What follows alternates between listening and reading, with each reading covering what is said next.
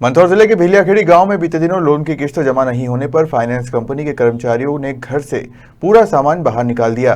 साथ ही चलने फिरने में असमर्थ 100 वर्षीय वृद्ध को भी पलंग सहित घर से बाहर कर दिया था, जिनकी सदमे में मौत हो गई।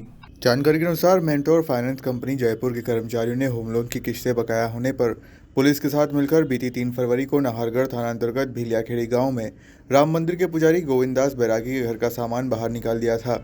घर में उठ पाने में अक्षम पुजारी के 100 वर्षीय पिता रूपदास को पलंग सहित उठाकर बाहर पटक दिया था।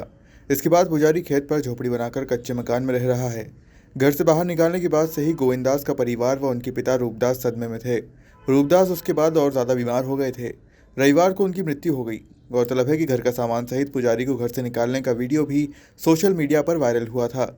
वहीं कांग्रेस प्रदेश कांग्रेस अध्यक्ष जीतू पटवारी ने सोशल साइट एक्स पर 100 वर्षीय बुजुर्ग को पलंग सहित घर से निकालने की फोटो अपलोड कर प्रदेश सरकार को घेरा था। एक तो 10 दिन हो गए बैंक वाले को आने को, और हमने मना भी किया उन लोगों को कि आप घर खाली मत करिए। उसके बावजूद भी उन्होंने नहीं माने और मेरे पिताजी को ज़बरदस्ती उन्होंने मतलब इस ढंग से क्रूर व्यवहार करके और बाहर निकाल दिया।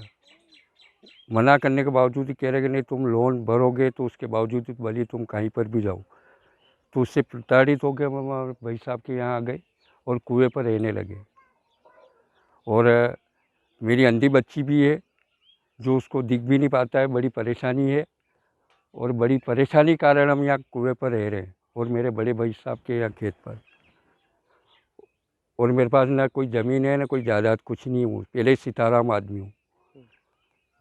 और मेरे पिताजी अभी उन लोगों को लाए ने 10 दिन नहीं हुए घर खाली करने को, अभी गुजर गए वो।